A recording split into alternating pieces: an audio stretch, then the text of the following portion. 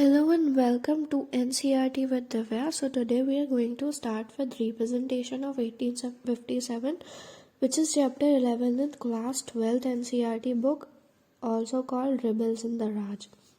Now the revolt of 1857 and its representation, we'll study about it.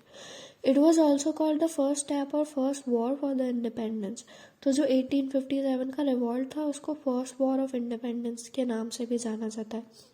How did the revolt of 1857 start? तो revolt of 1857 start हुआ 10th मई 1857 को Meerut cantonment से. वहाँ पे एक mutiny हो गई थी सिपाहीज की. The reason behind the mutiny was cartridges that were newly introduced. The coverings of coatings and of cartridges had the pig and cow fat. तो जो cartridges थी उनकी कोटिंग जो थी वो रूमर फैल गई थी कि कार्ट्रिजेस की कोटिंग पिग और काव के फैट से की गई है. अब म्यूटनी का मतलब क्या होता है? Mutiny meaning is an open rebellion against the authorities especially by soldiers और सेलर्स अगेंस्ट देयर ऑफिसर्स. तो mutiny is kind of a rebellion जो सोल्जर्स या फिर सेलर्स करते हैं अपने अथॉरिटी के against. Right, now we will learn day 1 10th मई को क्या हुआ. तो the sipahis first the mutiny began from the infantry foot soldiers. Like the sepoys first entered infantry. Infantry is what? Foot soldiers wali. And then spread it to cavalry. Cavalry is what? Horseback soldiers wali. And then to the city. The sepoys captured the bale of arms, where the arms and ammunitions were kept. Bell of arms क्या था? जहाँ पे हथियार रखे जाते थे. They then proceeded to attack white people as an Europeans that were there in India with the name of East India Company, right?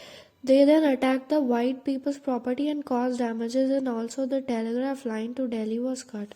अब उन लोगों ने white people की property को अटैक करना शुरू कर दिया और डैमेज करना शुरू कर दिया और टेलीग्राफ लाइन भी दिल्ली के लिए कट हो गई थी. अब सेकेंड डे पे क्या हुआ? Second day is 11th May 1857. It was the month of Ramzan when sepoys arrived at the Red Fort. जब sepoys Red Fort पे गए मुगल एम्परर बहादुर शाह से मिलने, तो वो रमज़ान का टाइम चल रहा था और बहादुर शाह एक्चुअली अपना खाना खा के आए थे उस वक्त और नमाज पढ़ कर आए थे. Bahadur Shah was the Mughal emperor there और वो काफ़ी डर गए कि ये सारे सपॉयज क्यों आए हैं यहाँ पे.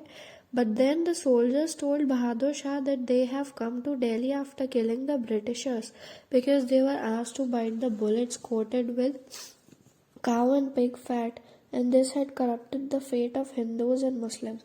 अब उन लोगों ने बहादुर शाह को बताया कि वो दिल्ली इसलिए आए हैं क्योंकि उन्होंने ब्रिटिशर्स को मार दिया है, क्योंकि वो जो बुलेट्स थी वो काव और पिग फैट से कोटेड थी जो कि हिंदू और मुस्लिम के फेट को करप्ट कर रही थी. Now the sepoys demanded the blessings of the emperor and asked Bahadur Shah to become their leader. अब उनका मोटिव क्या था बहादुर शाह के पास जाने का? उनको अपना रिबेलियन लेजिटिमेट बताना था, लाइक शो करना था कि वो लेजिटिमेट है, उसकी ब्लेसिंग ले लेना कि वो बहादुर शाह की. Bahadur Shah had to comply and the revolt became legitimate in his name.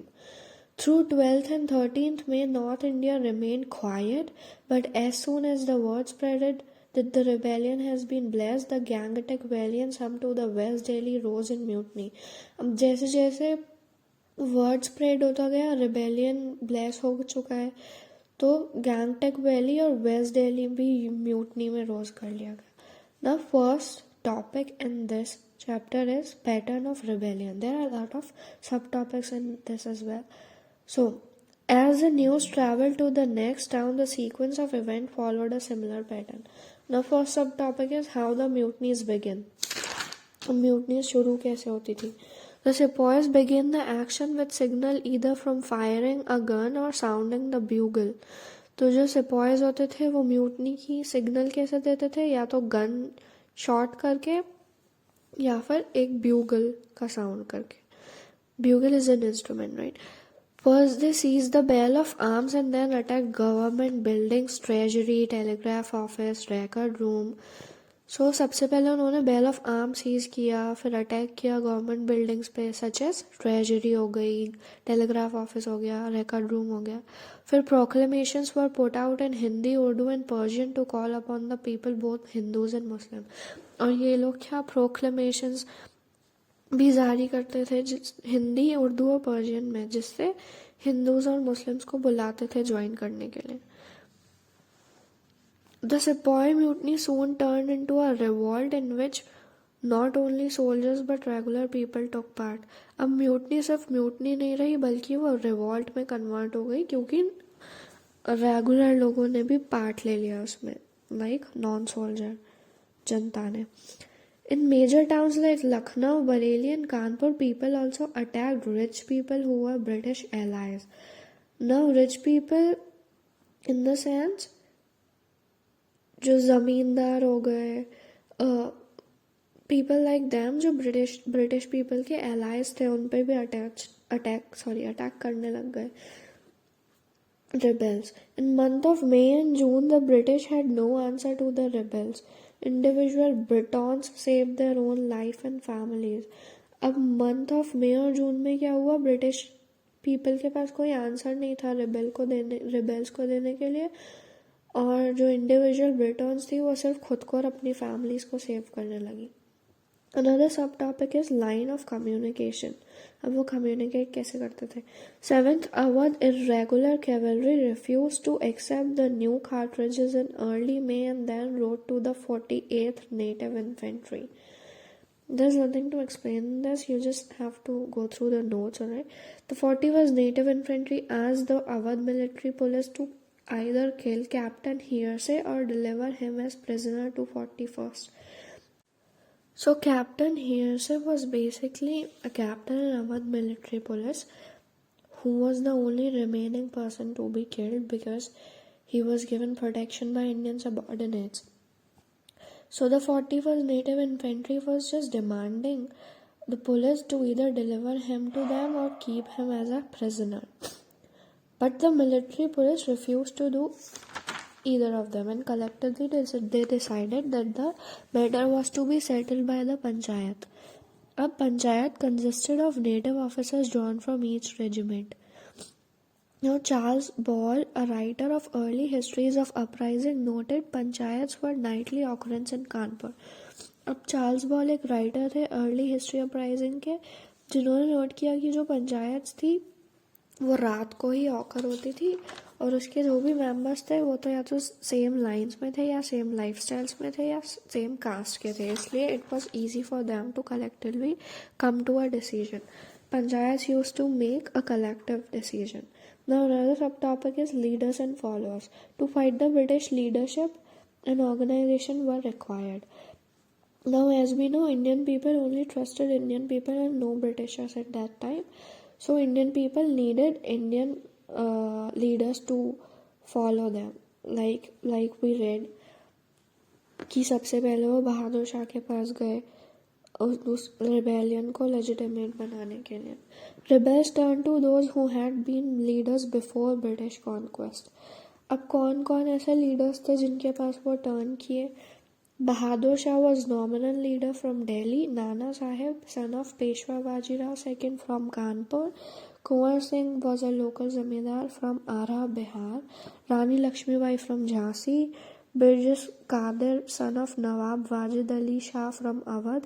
Nawabs were like dethroned by the British and they were no longer in rule. So Birjas Qadri has his own reason to join the rebellion, to come back in power and take revenge of his father. Guno, tribal cultivator, he was a cultivator in Singbam, Chota Nagpur. In many places the rebellion was carried by ordinary men and women and in places by religious men too. Local leaders emerged urging peasants, zamindars and tribals to revolt. जो local leaders थे वो pageants, zamindars, tribals को अर्ज कर रहे थे revolt join करने के लिए. गूनो और ट्राइबल कल्टिवेटर्स सिंगबम and Chota Nagpur became a rebel leader of the Kol tribals of the region. तो जो गूनो था वो रिबेल लीडर बना कोल ट्राइबल्स का। Another subtopic is rumours and prophecies. अब उस टाइम पर रूमर्स और प्रोफेसीज का भी काफ़ी था क्योंकि लोग बहुत सुपरस्टिशियस थे। Rumours and prophecies played a huge part in moving people to action. तो रूमर्स और प्रोफेसीज ने बहुत बड़ा पार्ट प्ले किया लोगों को एक्शन में लाने के लिए। The rumours that the cartridges on Enfield rifle were coated with cow and pig fat spreaded like wild fire across north India. अब ये न्यूज़ पूरे नॉर्थ इंडिया में वाइल्ड फायर की तरह फैल गई कि कार्ट्रिजेस कोटेड है काउ और पिग के फैट से। This cow and pig fats origin can be traced. Captain right in Jan 1857 reported that there was a low caste soldier who asked for water to a Brahmin and he refused. तो लो cast soldier ने ब्राह्मण soldier को क्या बोला? You will soon lose your caste as the cartridges are coated in cow and pig fat. So this was the origin of this rumor and it spread like wildfire. Another rumor was the Britishers had mixed the bone dust of cows and pig into flour.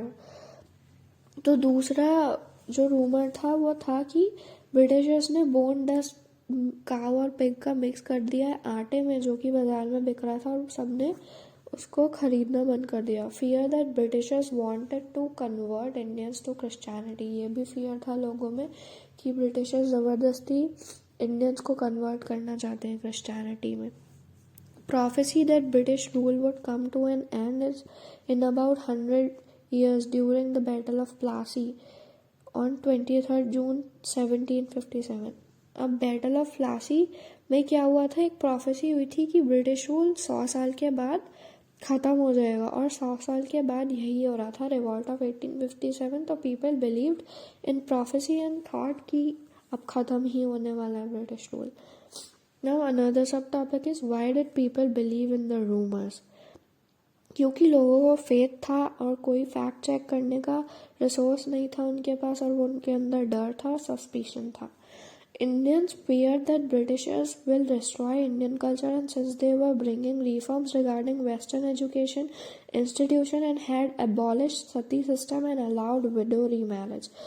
तो Indians को काफ़ी डर था कि Britishers तो चाहते ही Indian culture को ख़त्म करना है और वो नए नए रिफॉर्म्स ला रहे हैं, वेस्टर्न एजुकेशन ला रहे हैं और उन्होंने सती सिस्टम भी अबॉलिश कर दिया। सती सिस्टम वाज कि जो वाइफ होती थी उसको भी मरना पड़ता था जल के चिता में अपने पति के साथ जिंदा। Indians were doubtful of Christian missionaries and thought they would convert everyone to Christianity.